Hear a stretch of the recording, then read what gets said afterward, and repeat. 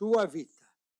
Lo stolto dà sfogo a tutta la sua ira, ma il saggio trattiene la propria.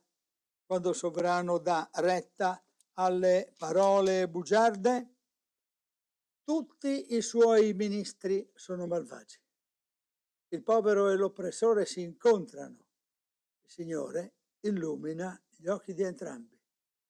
Il re che fa giustizia ai deboli secondo verità avrà il trono stabile per sempre. La verga e la riprensione danno saggezza, ma il ragazzo lasciato a se stesso fa vergogna a sua madre.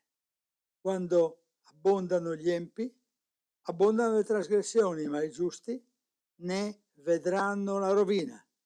Correggi tuo figlio, egli ti darà conforto e procurerà gioia al tuo cuore. Se il popolo non ha rivelazione è senza freno, ma beato colui che osserva la legge. Uno schiavo non si corregge a parole, anche se comprende e non ubbidisce. Hai mai visto un uomo precipitoso nel parlare? C'è più da sperare da uno stolto che da lui. Se uno alleva delicatamente da bambino il suo schiavo, questo finirà per credersi figlio. L'uomo collerico fa nascere contese e l'uomo furioso commette molte trasgressioni. L'orgoglio abbassa l'uomo, ma chi è umile di spirito ottiene gloria. Chi fa società con il ladro odia se stesso. Egli ode la maledizione e non dice nulla. La paura degli uomini è una trappola, ma chi confida nel Signore è al sicuro. Molti cercano il favore del principe, ma il Signore fa giustizia a ognuno. L'uomo iniquo è un abominio per i giusti e colui che cammina rettamente è un abominio per gli empi. Verso 1 ci dice immediatamente questo: chi è ripreso a Dio si renda conto della riprensione e si ravveda, altrimenti sarà battuto. Del resto i giusti, e bisogna intendere in questo senso i giustificati da Dio, perché non c'è neppure un giusto, noi lo sappiamo, ma i giusti che sono stati giustificati, coloro che hanno accettato la riprensione, portano beneficio a tutta la comunità.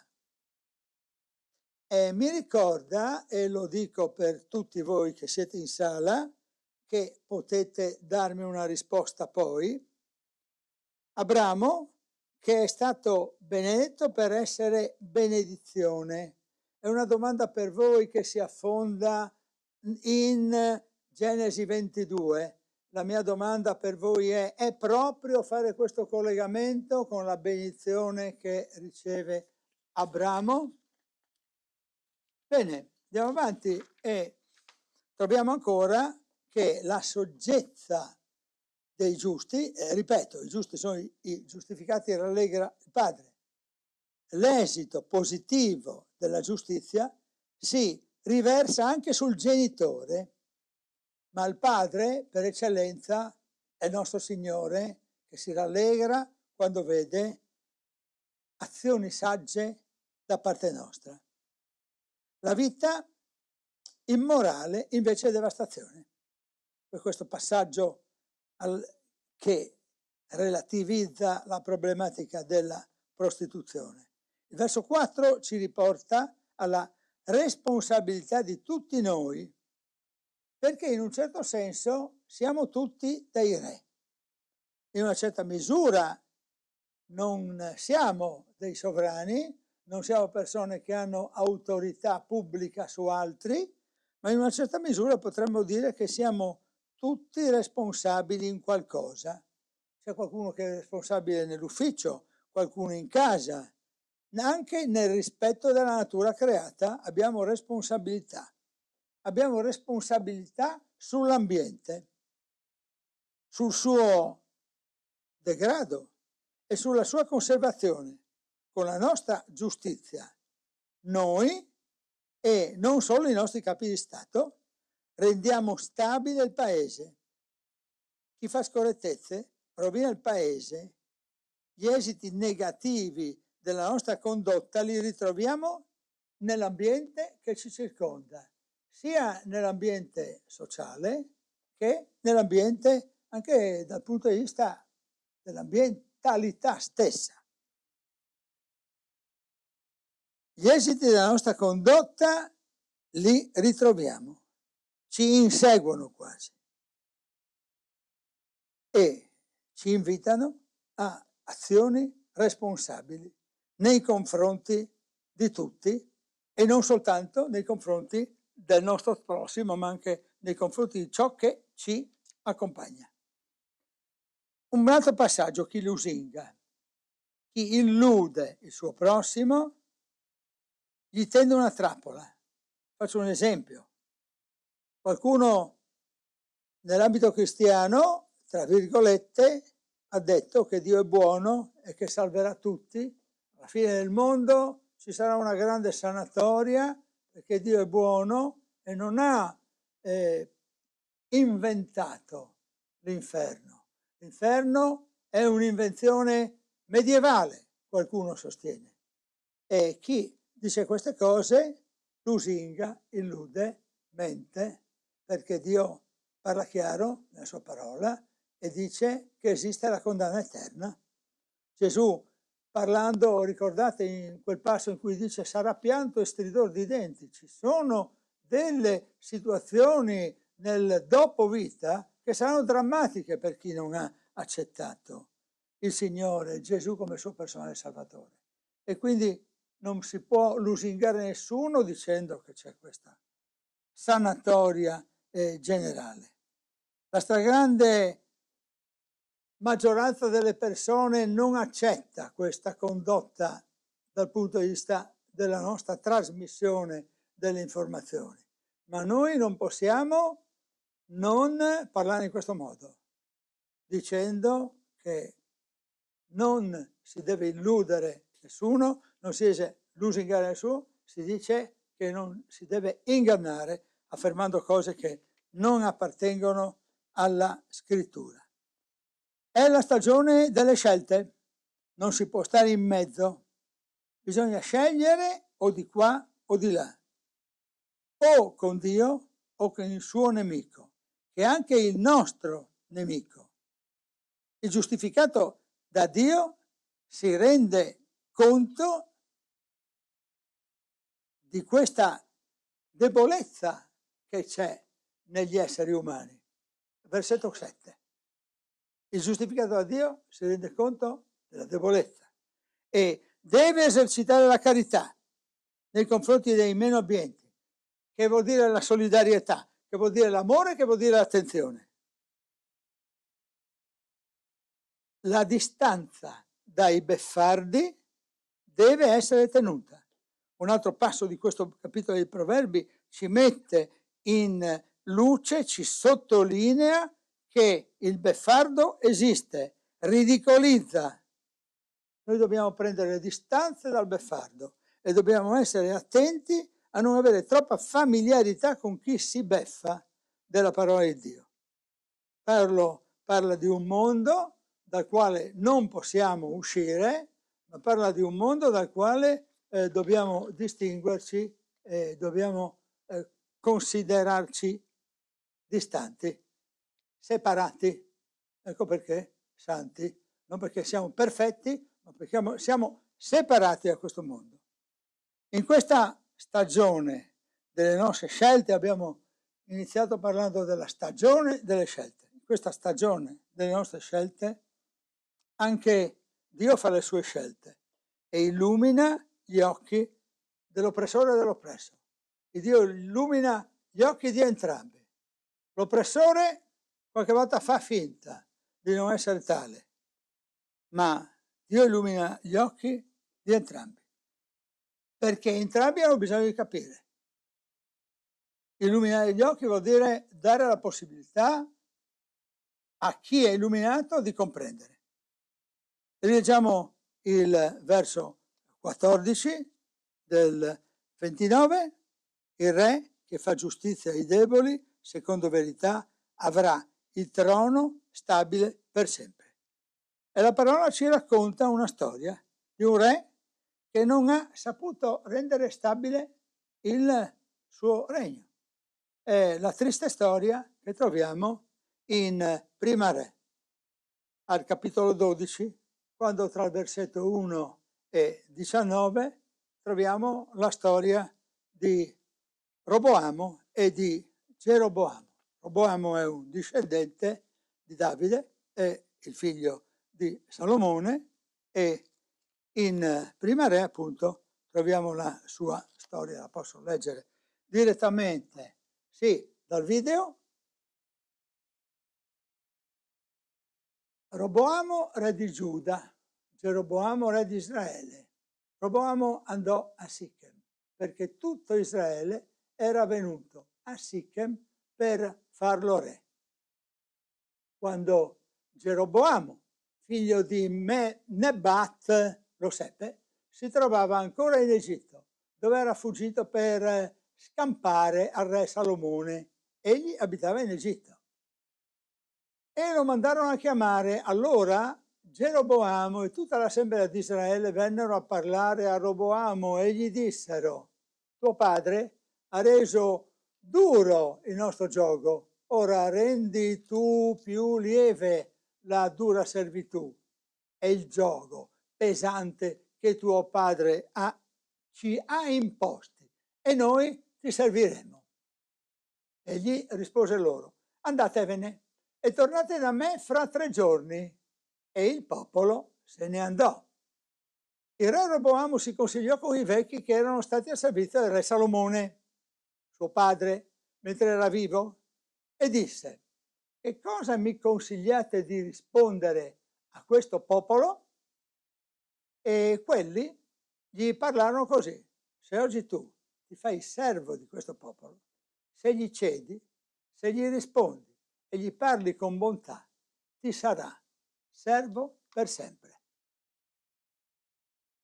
Ma Roboamo trascurò il consiglio datogli dai vecchi e si consigliò con i giovani, che erano cresciuti con lui ed erano al suo servizio, e disse: come consigliate di rispondere a questo popolo che mi ha parlato dicendo: allevi al giogo che tuo padre ci ha imposto?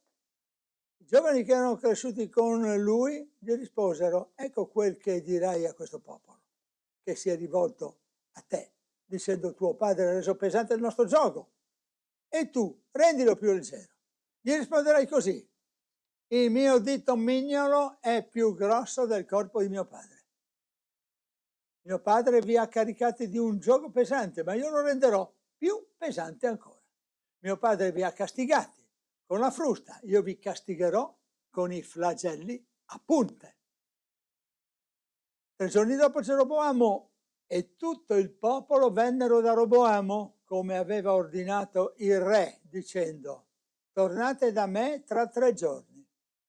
Il re rispose duramente al popolo, abbandonando il consiglio che i vecchi gli avevano dato.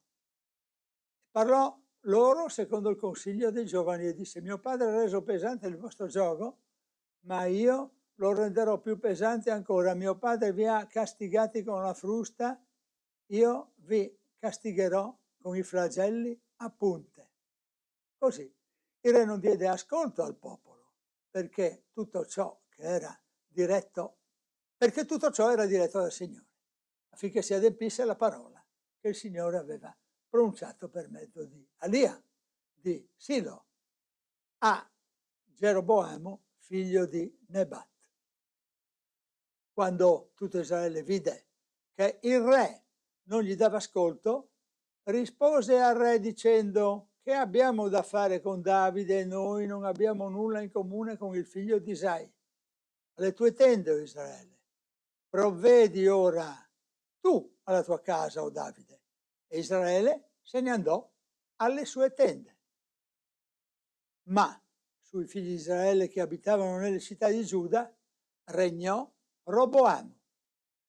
Il re Roboamo mandò loro ad Oram, responsabile dei lavori forzati, ma tutto Israele lo lapidò ed egli morì. E il re Roboamo salì in fretta sopra un carro per fuggire a Gerusalemme. Così Israele si ribellò alla casa di Davide ed è rimasto ribelle fino ad oggi. La drammatica conclusione di questa storia è che il re non è abbastanza intelligente nella stagione delle scelte a fare la scelta opportuna. Certo, sta scritto nella parola che tutto questo era voluto dal Signore. Il Signore ha il suo progetto e nel suo progetto fa parte anche questo, ma la risposta di Roboamo non è stata saggia, perché Roboamo aveva avuto dagli anziani di Israele, del popolo di Giuda, aveva avuto la risposta che avrebbe dovuto dare per, come si dice, raffreddare le tensioni. E invece non ha preferito agli anziani il popolo più giovane, più inesperto, più intransigente, più estremista, diremmo oggi più radicale, che addirittura ha consigliato di allungare la lista dei pesi che dovevano essere caricati sulle spalle del popolo. E grazie a Dio non ha ripetuto tutto quello che i giovani gli avevano detto. Mi hanno detto è più grosso di mio padre, solo un dito, non ho bisogno di tanto del mio corpo, solo un dito che è più grosso di mio padre. E grazie a Dio non ha usato questo termine di paragone, nonostante il consiglio dei giovani, ma i giovani comunque l'avevano consigliato di fare una cosa scorretta, come si rivelerà alla conclusione della storia. Ha suscitato in questo modo la divisione. Nella stagione delle scelte si determina anche la libertà. E andiamo oltre. Uno schiavo non è libero. In un certo senso siamo tutti schiavi del peccato, ma la libertà è Cristo. Un uomo libero parla bene, non è collerico, non è orgoglioso, ottiene a Dio la vera gloria.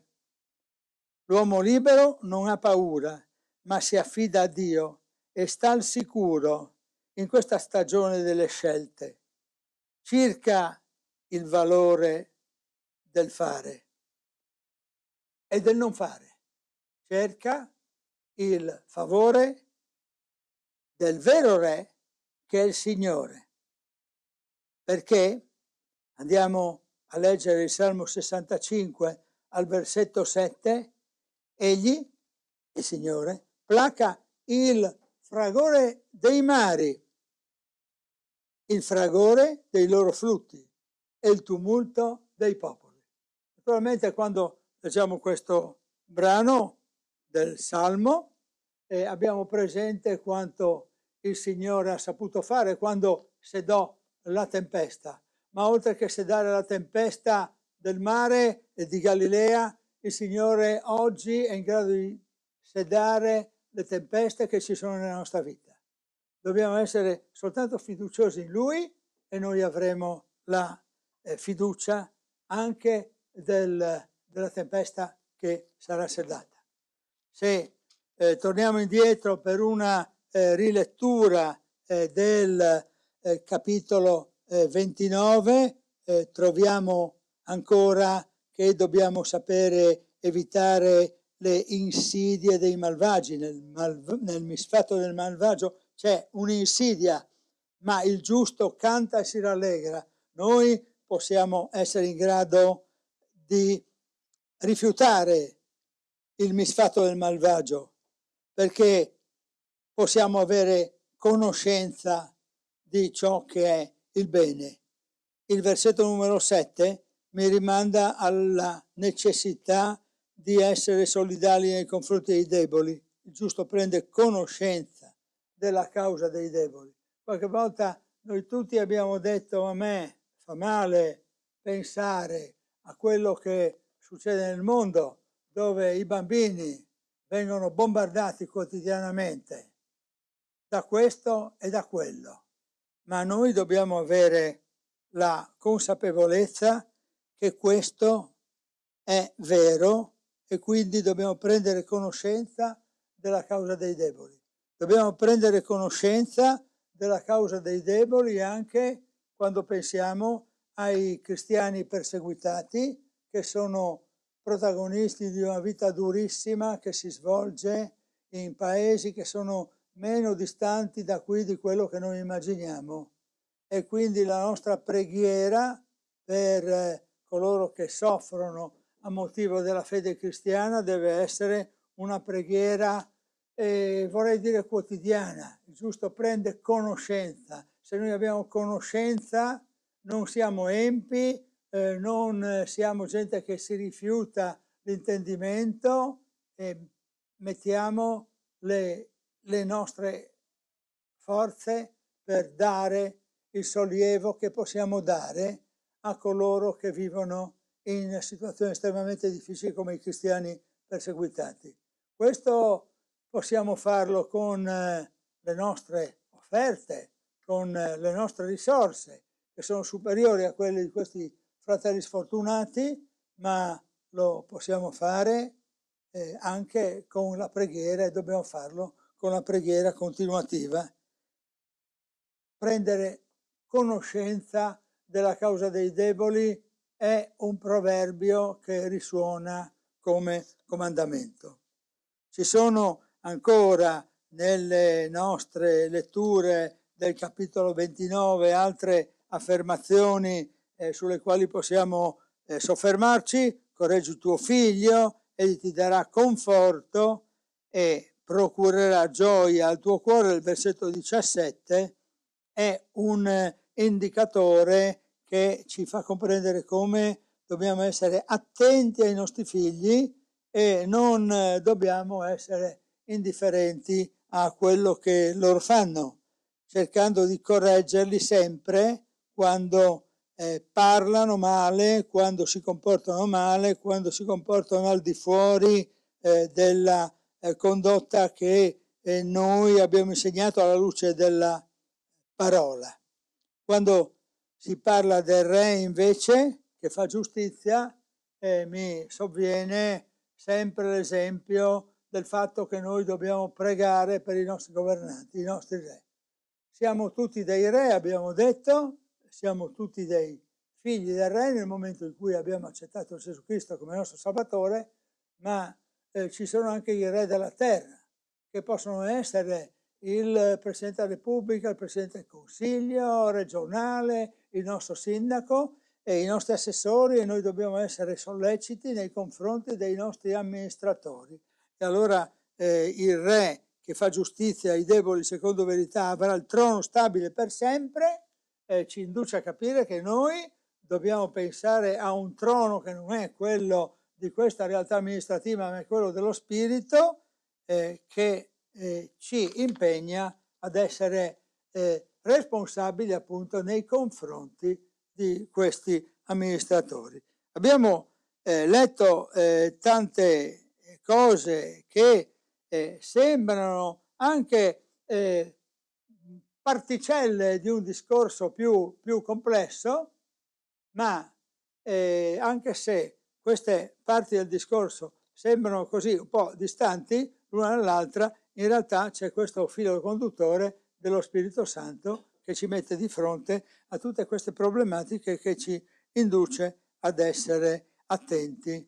Compreso, versetto 23, questo orgoglio che abbassa l'uomo, ma chi è umile di spirito ottiene la gloria. Quando noi siamo orgogliosi, non vuol dire che non possiamo essere orgogliosi del nostro lavoro che facciamo quotidianamente, magari della nostra casa. Io penso che ci sono delle signore che possono essere orgogliose che la loro casa è molto pulita, che il loro cibo è molto buono. Questo è l'orgoglio buono, ma qui si intende l'orgoglio come presunzione, arroganza, e quindi dobbiamo stare attenti al termine, no? Quella con l'arroganza, la presunzione abbassa l'uomo, chiaramente la donna. Chi è umile è colui che ottiene la gloria. Il soggetto che dà la gloria è sempre Dio, perché la vera gloria è quella che dà Dio, che non dà nessun altro. Io mi soffermerei qui dopo aver ricordato che colui che cammina rettamente è un abominio per gli empi. Gli empi i non pii, i non religiosi, guardano con occhio maligno coloro che camminano rettamente. Diamo quasi fastidio quando camminiamo rettamente, però dobbiamo continuare a camminare rettamente anche se siamo consapevoli che qualcuno potrebbe essere infastidito dalla nostra condotta. Io mi soffermerei qui e rimando quindi alla discussione che seguo. Nel frattempo salutiamo coloro che ci hanno seguito fino a questo momento, ricordando che noi siamo la Chiesa Evangelica di Udine e ci incontriamo in via Croazia 14 ogni domenica alle 10:30. Se c'è qualcuno che ci segue che non ci ha mai conosciuto può venire a cercarci e a conoscerci, perché noi siamo orgogliosi, questo sì, di rappresentare questo punto di riferimento di cristianità nella città di Udine, quindi via Croazia 14, città di Udine. Siamo nella zona di Cusignaco, andando verso il viale Palmanova, non è difficile trovarci. Ci incontriamo ancora con questi incontri del venerdì con i proverbi. Le nostre registrazioni sono state poste anche per quanto riguarda la programmazione delle domeniche, e il Signore benedica grandemente noi